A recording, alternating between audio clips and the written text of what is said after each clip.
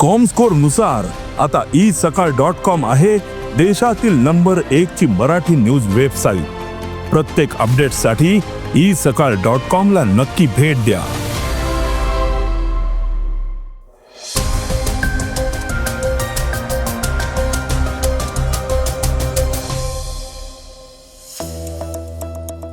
पत्नीकडून खर्चाचा हिशोब मागणं गुन्हा आहे की नाही, या दहशतवाद्यानं उघडपणे पाकिस्तानी सैन्याचा पर्दाफाश केलाय। निवडणूक प्रचारासाठी बच्चे कंपनीचा वापर होतोय, तर राज्यातील कर्मचाऱ्यांना केंद्राच्या बरोबरीनं महागाई भत्ता मिळणार आहे। बाजारात जिरे, धणे आणि मोहरीचे भाव वाढले आहेत। रोहित शर्मानं अतुलनीय कामगिरी केली आहे, तर ओ रोमिओमध्ये नाना पाटेकर वेगळ्या भूमिकेत दिसणार आहेत। या बातम्या आपण आजच्या पॉडकास्टमध्ये ऐकणार आहोत। नमस्कार, मी गौरी कुबेर। आज 12 जानेवारी वार सोमवार। तुम्ही ऐकत आहात देशातील नंबर 1 मराठी न्यूज वेबसाईट isakal.comचं पॉडकास्ट। पॉडकास्टची पहिली बातमी आहे सर्वोच्च न्यायालयाच्या निर्णयाची। पत्नीला घर खर्चाचा हिशोब विचारणं किंवा यादी किंवा एक्सेल शीट तयार करणं हे क्रूर आहे का? हे पती विरुद्ध कलम 498 सारख्या गंभीर फौजदारी खटल्यासाठी आधार असू शकतं का? सर्वोच्च न्यायालयानं या महत्त्वाच्या प्रश्नावर स्पष्ट आणि व्यापक निर्णय दिलाय। सर्वोच्च न्यायालयानं असं म्हटलंय की केवळ खर्चाचा हिशोब मागणं, पत्नीवर आर्थिक नियंत्रण ठेवणं किंवा तिला खर्चाचा रेकॉर्ड ठेवण्याची आवश्यकता असणं हे स्वतःच गुन्हेगारी क्रूरता नाही, जोपर्यंत ते पत्नीला मानसिक किंवा शारीरिक हानी पोचवत असल्याचं सिद्ध होत नाही। 19 डिसेंबर 2025 रोजी न्यायमूर्ती BV नागरत्न आणि A महादेवन यांच्या खंडपीठानं हा निर्णय दिलाय। न्यायालयानं एका पती विरुद्ध दाखल केलेला 498 चा खटला फेटाळून लावला। पती पत्नी हे अमेरिकेत काम करणारे सॉफ्टवेअर इंजिनियर होते। 2016 मध्ये त्यांचं लग्न झालं आणि 2019 मध्ये त्यांना एक मुलगा झाला। वादानंतर पत्नी मुलासह भारतात परतली आणि आता ती तिच्या पतीसोबत राहत नाही। जानेवारी 2022 मध्ये पतीनं तिला कायदेशीर नोटीस पाठवून तिच्यासोबत राहण्याची मागणी केली। काही दिवसांनी पत्नीनं तिच्या पती आणि त्यांच्या कुटुंबियांविरुद्ध 498 आणि हुंड्यासाठी छळाचा खटला दाखल केला होता। पॉडकास्टची दुसरी बातमी आहे पाकिस्तानमधील दहशतवादींची। पाकिस्तान आपल्या कृतींमध्ये मागे हटत नाहीये। पाकिस्तानमधलं सैन्य आणि दहशतवादी संघटनांमधील संबंधांचे आरोप हे बऱ्याच काळापासून सुरू आहेत। पुन्हा एकदा पुरावे समोर आले आहेत। अलीकडच्या काळात झालेल्या एका मोठ्या खुलाशातनं पाकिस्तानी सैन्य दहशतवाद्यांना कसं आमंत्रण देतंय हे उघड झालंय।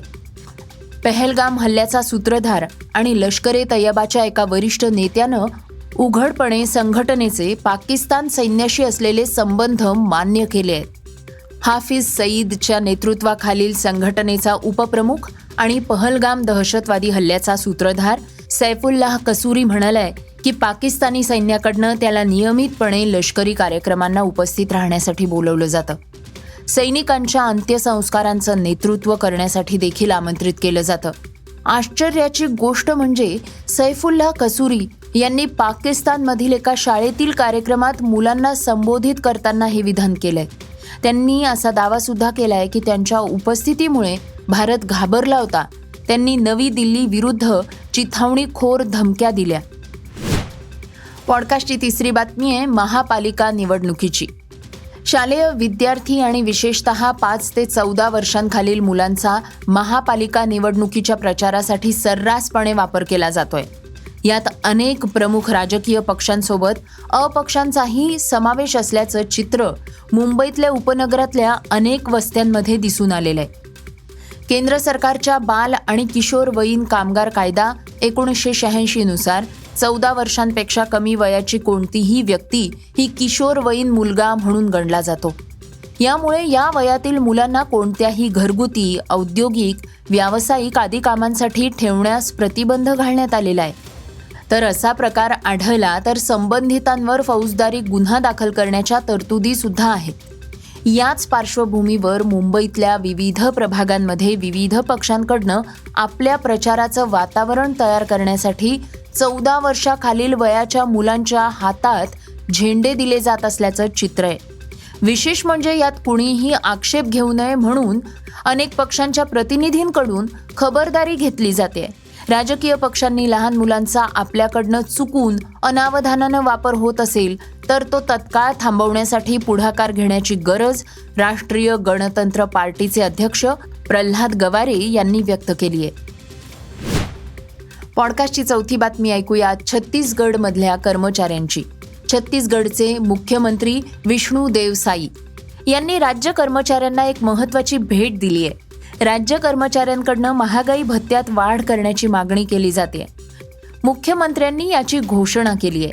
त्यांनी सांगितलंय की राज्य कर्मचाऱ्यांना आता केंद्र सरकारप्रमाणेच महागाई भत्ता मिळेल. मुख्यमंत्री विष्णू देव साई यांनी छत्तीसगड सरकारी अधिकारी आणि कर्मचाऱ्यांच्या महागाई भत्त्यात 3% वाढ जाहीर केली. यासह राज्य कर्मचाऱ्यांना आता केंद्र सरकारप्रमाणेच 58% महागाई भत्ता मिळणार आहे. पॉडकास्टची पाचवी बातमी आहे मसाल्यांच्या किमतीची. जिरे, मोहरी, कलमी आणि धणे यांसारख्या मसाल्यांच्या किमती स्वयंपाकघराची चव खराब करतायत. गेल्या काही दिवसात त्यांच्या किमतीत प्रति किलोनं 20 ते 30 रुपयांची वाढ झाली आहे. प्रमुख जिरे उत्पादक राज्यांमध्ये पेरणी उशिरा होतीये, त्यामुळे जगभरात जिरे संकट वाढलंय. त्यामुळे जिरे महाग होत चालले आहेत. त्यासोबतच धणे आणि मोहरीचे दरही वाढतायत. घाऊक बाजारात गुणवत्तेनुसार जिरे 290 ते 300 रुपये प्रति किलोनं विकले जात आहेत. शहाजिरा या मसाल्यासही महागाईचा मोठा धक्का बसलाय. त्याची किंमत आता प्रति किलो 950 ते 1000 रुपये इतकी झाली आहे, जी प्रति किलो 850 ते 900 वरनं 100 रुपयानं वाढली आहे. या 3 घटकांच्या वाढत्या किमतींमुळे गृहिणींना मसाला घालणं महाग होतंय. पॉडकास्टची 6वी बातमी आहे क्रीडा क्षेत्रातनं. न्यूझीलंड विरुद्धच्या पहिल्या एकदिवसीय सामन्यात रोहित शर्मानं मोठी खेळी केली नाही, पण त्याच्या छोट्या खेळी दरम्यानही त्यानं असं काही साध्य केलंय जे जगातल्या इतर कोणत्याही खेळाडूनं कधीही साध्य केलं नव्हतं. त्यानं एक नवीन विश्वविक्रम स्थापित केलाय. या सामन्यात रोहित शर्मानं 29 चेंडूंमध्ये 26 धावा केल्या आहेत, ज्यात 3 चौकार आणि 2 षटकारांचा समावेश होता. या 2 षटकारांसह त्यानं आंतरराष्ट्रीय क्रिकेटमध्ये 650 षटकार मारले आहेत. हा टप्पा गाठणारा जगातला पहिला फलंदाज रोहित शर्मा बनलाय. आता तो एकदिवसीय सामन्यात सलामीवीर म्हणून सर्वाधिक षटकार मारणारा फलंदाज बनलाय. त्याच्या नावावर आता 229 षटकार आहेत. पॉडकास्टची शेवटची बातमी ऐकूयात अभिनेता नाना पाटेकरांची. नाना पाटेकर यांचं नाव चर्चेत आलंय कारण शाहिद कपूर आणि दिग्दर्शक विशाल भारद्वाज यांच्या आगामी ओ रोमिओमधून नाना मोठ्या पडद्यावर वेगळ्या अंदाजात दिसणार आहे. नुकत्याच प्रदर्शित झालेल्या टीझरमधील त्यांची झलक प्रेक्षकांचं लक्ष वेधून घेतेय. टीझरमध्ये नाना पाटेकर एका अनपेक्षित शैलीत दिसून येत आहेत. धक धक करने लगा हे गाणं गुणगुणत ते स्क्रीनवर येतात आणि काही क्षणातच त्यांच्या व्यक्तिरेखेची वेगळी छाप उमटते. विशेष म्हणजे पाठशालानंतर शाहिद आणि नाना पुन्हा एकाच चित्रपटात झळकणार आहे.